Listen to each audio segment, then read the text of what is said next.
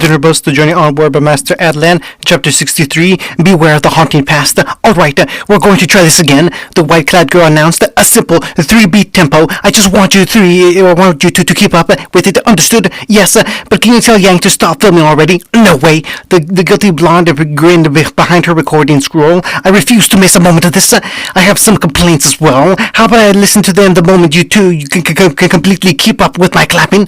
Weiss said with a tone that was more a statement than it was an offer. After the two partners grumbled and returned to their positions, Weiss clapped. Ready, set. Ruby and Naruto started to dance around Ruby's room while holding on to each other. The blonde and redhead had moved past the awkward embarrassment of being as close as they were, and had settled into the irritated feelings that came with repeating dances under a strict teacher's watch. Once again, the crowd gathered, whistled, or complimented them, but it just went on deaf ears as the two leaders ignored them. All right, very good. You two are getting better. Weiss noted as she clapped him. You're realizing that you have feet and not too big hooves to stomp around like horses. Very good. And dip. The Harris command went unfollowed as Ruby and Naruto continued to waltz around. I said dip. Right. Yang burst out laughing, and even Tenten and Sasuke struggled with their own chuckles. Weiss sighed. Yes, that's very impressive, but considering the size difference, I think it would be easier if Naruto dips you, Ruby. Oh, Ruby looked down at the annoyed blonde that she held inches off the ground and snapped up. Unfortunately, her grip slipped, and he slammed into the ground with a thud. The laughter escalated. Oh, sorry. Oh, God, I'm sorry. I switched. Switch. It's time to switch. Someone switch with me. The fox lifted himself up and rubbed his aching head. I am too damn tired to be dancing anymore today. Ruby's shoulders sagged. Me too. Weiss, can we please stop now? I'm not even going to be dancing that night. It's good to be prepared. You might not want to dance, but what if a partner comes up to you and asks for one? Decline, run away in heels. I'm doomed. I'll tag out. Tenten leapt off Ruby's bed and looked to Sasuke. How about it, partner? Want a preview of the big night? I'll pass. I don't really dance. Tenten frowned. I'll give you your dance, but after that, I'll be good for the evening. Man, how are all the people I know in this school absolutely no fun? Yang griped as she jumped down from her bunk and offered her hand to the brunette. Care to dance, milady? I'd be honored. Yang and Tenten looked to the floor as Naruto plopped down in Blake's bed, and Ruby jumped up into the comforts of hers. Naruto groaned and looked over at his teammate. Whose idea was this again? I'm pretty sure it was a collective decision. The blonde fox whined and covered his eyes. How do you think Kiba's doing? Hunting. And now we do the spin. There's no spin in this move. Damn it. The tall tattooed huntsman in training struggled with his partner, who happily giggled and danced around the floor. Nora, stop. Holy crap. Pyrrha and John stopped dancing and stared at the horror of their teammate spinning her dance partner into their belongings. Blake stared at the scene in silence before looking at her dancing partner. Can I guess that's why you choose to pair up with me when you had the chance? It just seemed like it would be more productive for her to practice with someone with a similar amount of energy to spare. Less spinning, more. Oh God! The cat fungus nodded. That was a smart decision. Hunting. So how's your day? How's your dad managing with all the questions? He's hanging in there. Naruto stayed as he lifted himself up with a groan. He got hounded by his team back at Skigan for hours over the scroll before he finally got a break, and I'm pretty sure he's still getting the stink eye from Professor Goodwitch, not to mention General Ironwood. Your dad picked quite the duo to annoy, huh? Yeah, and I already know it might be hereditary, so please don't be like the 100th person to point it out. Naruto warned his former partner in crime, who only gave a short chuckle and nod. After a moment, the blonde looked up. I don't know, my dad was holding a grudge against your brother and his team like that. I could tell just by looking at him that he wasn't going to let it go. But I want you to know, I didn't know he was tracking them. If I did, I know. The friends remained in silence for a moment before Sasuke finally broke it with the change in subject. So how's your training been going with that old guy? You come back so tired all the time. I hope it's been worth it. With a tired sigh, Naruto raised his palm and gripped his forearm tightly. It started to glow orange before the familiar sight of aura coated the limb entirely. The whiskered fondness furrowed his brow as the light from his hand started to stretch out from his reach. He had his aura in the shape of a claw stretched out over a foot from his hand, watching it close and open with his effort. I got this so far. It just took a whole lot of training and getting pelted by rocks to get me here. You don't sound happy for a guy that's finally starting to get his semblance of control. I'd be happier if my teacher wasn't so goddamn crazy. Not to side, it'll be all worth it once I can control this completely. That's the only thing keeping me sane around that award-ready dick. He opened his eyes again and found his silver-eyed friend staring at his stretched out hand just a few inches away. Ruby, oh my gosh, this is so cool. Her speed suddenly kicked in as the young leader looked at the aura limb from all sides. Is that as far as you can stretch it? How much can you lift it? Is it easier to move the closer it is to your actual hand? You said you can change its size, right? Are we talking like a big hand or the size of a truck? Can you change its shape yet? Can you feel this? Ruby's million questions ended when she tentatively reached out and touched the extended hand. She snapped her hand back in shock, but realized when nothing happened that she could safely touch it. A giddy laugh came as she touched the ore completely. It tickles. Oh, this is so cool. She froze when she heard her partner's cough. Looking up, she saw all eyes on her, especially the cold blue pools of the hairs. Since you regained so much energy, would you like another chance to learn your steps? Ruby instantly dropped like a rag doll. Subtle. Hello. There was an impatient knock on the door as a familiar voice came through. Please tell me there is someone in there. I refuse to have my last days here be boring as hell. Yan pulled the door open and found a relieved Ino standing on the other side. Oh, thank God. Wait, what are you all doing in here? A crash course in dance? We realize some of us don't know how to dance with others, and so Weiss took it upon herself to give us some lessons. I was not going to go to that dance and watch you stumble over your feet like newborn babies. Whether you dance that night or not, you're at least going to know how. Oh, that sounds like fun. It's not, Naruto grumbled. What are you doing here anyways, I just wanted to hang out with you guys a few times before my time was up. My dad called and told me it was time for me to head back home. The platinum blonde frowned. Apparently, I'm just loitering around and ignoring my studies and not doing anything around over here to justify my stay. That sounds exactly right. Yes, I know it is, but I wanted my vacation to last a little bit longer before I had to head back. Oh well, I just gotta cram in as much fun as possible in these last few days before I head back. The tourist friend quickly perked back up with a grin. So you're dancing, right? I'll volunteer to cut a rug if anyone needs a partner. Oh, see that? Someone who has the right mindset for this and isn't being a huge turd. What a surprise! Yang said facetiously while eyeing Ruby, Naruto, and Sasuke down for further reluctance. But if you get a partner, you aren't going to be listening off their secrets and reading their minds, are you? Ino shrugged.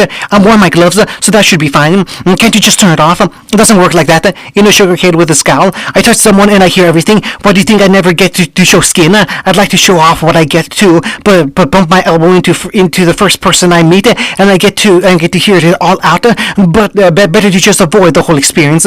Guess that makes sense. Yeah, nodded. But I bet you'd look hotter in a tank top. Oh, no argument there. Hunting. It took a few more hours of shuffling around in RWY's room before Weiss decided to take pity on everyone and finally let them go. It was clear that Harris wasn't satisfied by what she had seen, but relented once she noticed just how fed up and exhausted everyone had been after all the dancing. Weiss could probably only take so much of Ruby's whining and after exhausted sighs before she had to call it a day. Freedom! The blonde faunish cheered after finally leaving the room with his teammates and Ino at his back.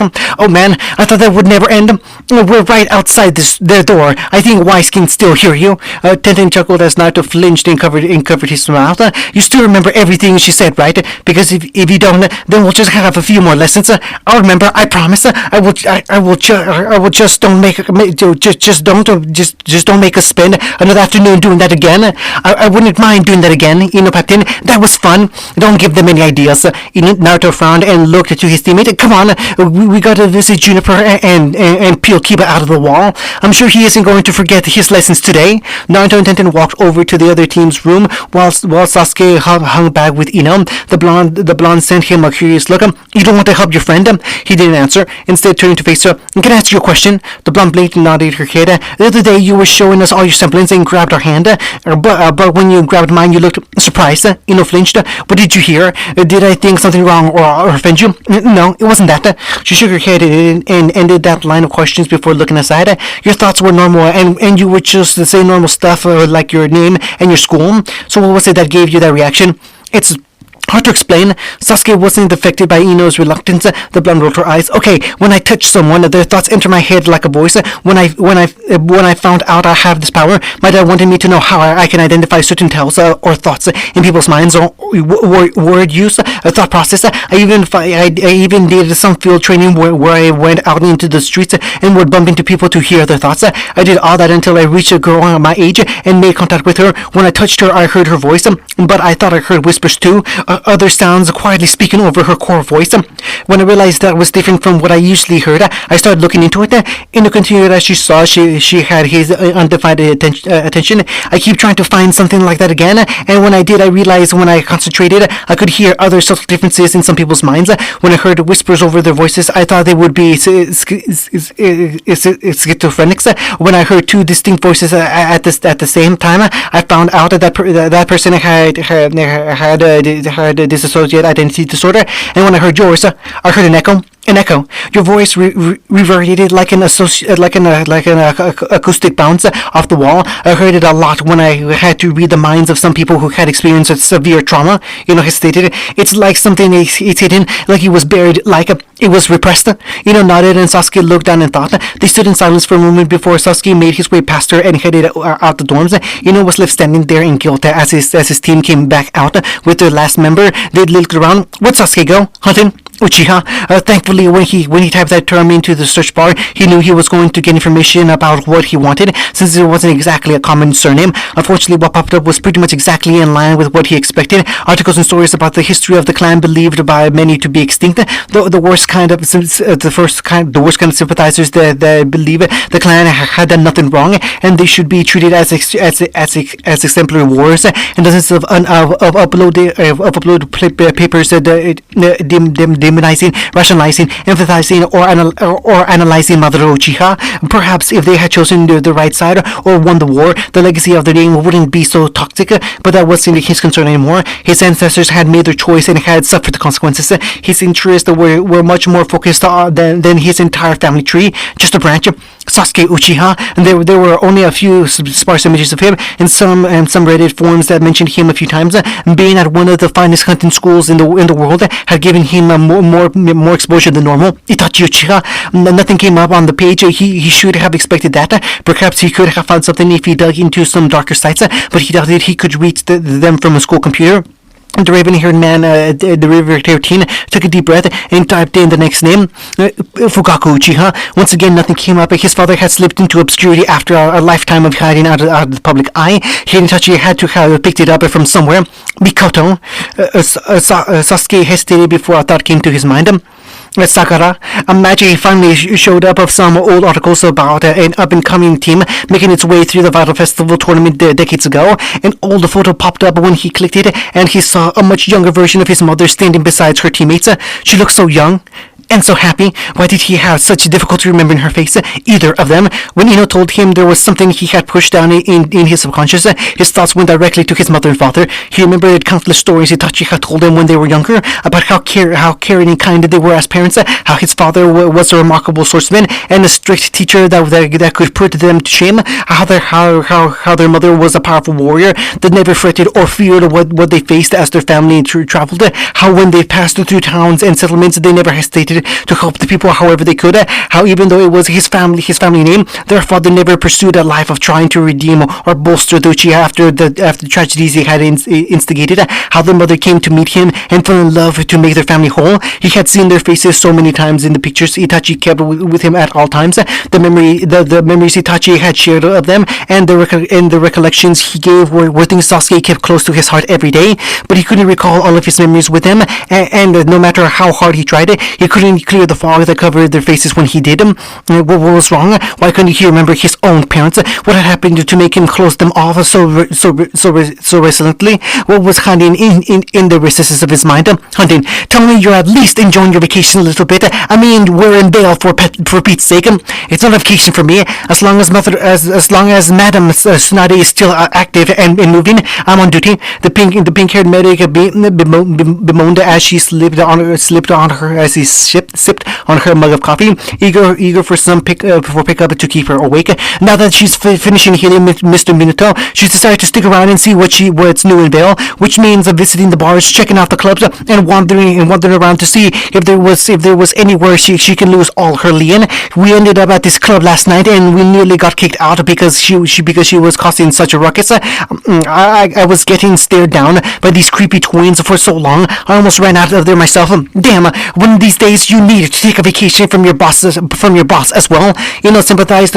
Sympathetically patted her friend's back as Sakura whimpered. Anywhere on if Jiraiya's coming back with me? He's staying. Says he's too interested in training Mr. Minato's son and smacking him around to stop now. He wants to stick around for a bit longer until he gets bored. The pink-haired girl sighed. I really hope he and Madame Tsunade don't get together and party again. I don't think they're allowed to. Remember that fiasco with the backyard roulette game? Sakura shivered. Ugh. Don't remind me. Chuckled and patted her friend's head as she could only give a small whine of protest. Sapped all her energy after her drained experience of trying to control her teacher's frantic attitude. She continued to chuckle and flick some of Sakura's cowlicks before she felt someone step up to the table. Looked up and saw a pair of onyx eyes look into hers with a quiet resolve. Sakura lifted her head and looked up at their guest. Who is this? He's one of Naruto's teammates. He's a pretty cool dude. Patted her friend's back. I'll be right back, okay? I just need to talk to him for a quick sec. The platinum blonde stepped out of her seat, and Sasuke followed her out of the cafeteria to a more private location. When they were alone, the blonde turned to the huntsman training. So, he remained silent but gave a solemn nod to her question. When you ran off after I told you, I know you were going to try and figure out what it was, Naruto. So I'm going to take a wild guess and say now that you know what it is, you want to remember it, don't you? His silence was her answer. You know how dangerous that sounds, right? I know, but I still need to do it. I can't just ignore it. I refuse, Sasuke stated. In all your studying, did you read about any effective way to access repressed memories? I think there are a few ways, but I'm hardly the person you should be coming to for professional opinion. Fair enough. The swordsman nodded. I still need to thank you for telling me about my problem. I don't really think I deserve your thanks, shamefully admitted. Yes, you do, more than you know. Sasuke gave her a bow of thanks before he started making his way back to the dorms. Wait, she called out in time before Sasuke was out of the sight. Rubbed her neck. I don't know if it would work, but maybe I can use my semblance to help you. Whatever way I can. You don't have to do that. I kinda do. Shrugged with an anxious laugh. I mean, it was me that found it and brought it to your attention. So, if you want to dig it up, seems like I should do something to help you. I really wish I could be offering this for more altruistic reasons, but honestly, the guilt would just suffocate me. Well, either way, thank you. Sighed. This is gonna suck, isn't it? Sasuke nodded. It usually does. Hunting. His arm was aching worse and worse as the days went by. Soon he wouldn't be able to stomach the pain anymore, and it would become too unbearable for him to handle. He carefully massaged the palm of his skin and felt the jolt of pain run up his entire body at the gentle prodding. Looking down, he saw the discolored tone. Some patches of his skin had taken from the dust effect. The procedure had helped them turn the tide of battle in several instances against the White Band, but now it was only a hindrance, one that had costed him more than he was prepared to lose. They had everyone on their knees, guns ready, and I'm pretty sure they were going to shoot us and then and there. Savages, those damn animals. I bet these spawners on their rig actually let them on, or something to get you killed. Yeah, but just before they could take any shots, this other group came strolling in and started fighting with them. What did they look like? Just some random guys that showed up to fight off those faunus. I wasn't really paying attention, seeing as I was getting the hell out of there as fast as possible. Some of the others on the rig said some other guy showed up and fought everyone else off. Huh. Oh, I must admit that part. Yeah, you were already a mile away carrying a pin of piss in your pants, weren't you? Say that again and you'll get this mug over your head. As the argument continued to escalate and the threats started flying off, the hooded man at the bar clenched his fist tightly. Once again, he heard another recollection of what happened on the rig from some drunken boaster. and once again, there was nothing conclusive about his comrade or their whereabouts. None of the people he had listened to staying long enough to see what had transpired, and the ones who did were so panicked that they couldn't remember who they saw. His teammates were still missing over a week. No signals from Goran, no messages from Rega. No one had even seen they exploded anything out of frustration. Usually, no news was good news, but right now he would take any news at all as a reprieve from his worrying. He heard a hefty sigh from the side as someone took the chair next to him at the bar. The newcomer leaned into the corner and rubbed his forehead before rolling it down to his neck. And do you think they'll ever knock it off, or will they stop when one of them is dropped on the ground? He was trying to start a conversation about the rowdy drunk argument behind them escalating. He chose to ignore it and stared into the glass instead. You're looking a little empty there, friend, the nosy stranger stated in a bored tone, pointing down at the near-empty glass in his hand. He raised his head at the bartender. Hey, can I get something easy and one for my new friend here? I didn't ask you for that. Just nice to show some courtesy to strangers. You look like you got something on your mind, so consider it a pickup. The bartender placed 2 mugs in front of them, and just don't expect to have much of a kick or anything. I drink stuff like that, and I get a headache. The newcomer picked up his drink and held it up. Shall we toast? Sorry, but no. The hood figure stepped up. I have to go. You're not going to find them anywhere around here, Itachi Uchiha. The black-haired man paused out of his seat as his neighbor took a slow sip of his drink. He turned and looked at the dark-skinned man with scruffy white hair. If you're choosing whether to attack or not, I just want you to know I'm ready. That's why I chose to sit on the side with your bad arm. Give myself a better chance. Itachi narrowed his eyes as he gave the man beside him a look over. So you know about my arm? Read up about it? And you from a helpful report put in by some students a few months back. So I'm guessing you're not some kind of bounty hunter. No. Are you the one who attacked my people on the rig? No, but I am part of the group that apprehended them afterwards. The bored man took another drink before looking at Itachi. And now we're here to take in the rest of you. We know we would find you eventually if we kept searching outwards from the rig incident. He let out a content sigh from his drink before placing the empty mug on the counter. We know none of your followers are with you right now. Either they're looking in different locations, or you snuck off to try and get as much information as possible. Have you been following me? Itachi couldn't believe he had missed someone telling him like this. Lucky for me, you've been pretty distracted, and I don't make much of an impression. But I think what really helped is I didn't come here to fight you. The droopy-eyed man turned to look at Itachi. You're really thinking about attacking me and making your way out. I'd like to say with complete certainty that we would stop you, and considering your skill level and whatever else you might be hiding up your sleeve, I have to accept the chance that you might slip past us, and you can do that, but you will never see your associates again. If you hurt them, the opposite actually, the ones that made it out of that rig of fiasco were in need of some serious medical attention, especially that blue-haired lady. She was in dire straits. Itachi's form tightened, but she's okay now, as are the rest of them. No harm will come to them, but if you run, then you won't see them ever again. They sat in silence before Itachi looked down at his drink. You want me to give myself and the rest of my people up? I want you to make the best choice. The tired man beside him answered. On the chance that you do escape this town and meet up with the rest of you people, what then? Your numbers are still less than half of what they were before the rig attack, and I'm guessing most of your best players are in our confines at the moment, so you can scrounge around with so few of you left, maybe recruit some more along the way. Find the next spot of the White Fang attack, and then what? Can you honestly tell me, as you are now, if you attacked, your people would walk away alive? They chose you as your leader. You are the one with the name, the vision, and the driver, the skill to back it up. Now you need to have the sensibility. Are you willing to risk their lives like that, or will you just surrender to us for their sake?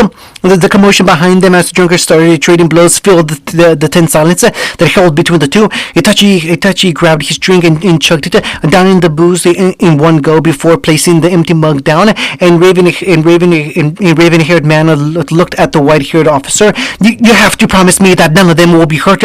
We don't want to hurt any of you. We just want you to come with us. No, I need to know you understand. Itachi turned to the man and leveled a piercing glare at him with no red eyes. Because if any of my people get hurt, I'm going to be the leader I need to be and help them. And if that means I have to hurt you, your people, or anything else that gets in our way, then so be it. The man kept his bored expression even after the threat was leveled at him. As he raised his hands, I understand. Trust me, I believe you. No weapons and a dying arm, and I still got the creeping suspicion that you have something to kill me right here now. If I don't keep my word on the principle of me wanting to be an honest man, then I'll definitely keep it so I can save my neck. Then fine. Itachi offered his wrist. I surrender. We don't need to do that right now. We can cuff you when you're on the transporter. For now, we'd like to establish with the rest of you Uchiha followers that we don't want to start a fight. The droopy-eyed man pointed to the shelves. Do you want another drink before we go? Itachi stared daggers at him. Okay, never mind. Let's get going. Itachi and his captors stood out of their seats and made their way to the exit. So what exactly do I call you? Seeing as you are to be our jailer? Well, for now, just call me D. End of chapter 63.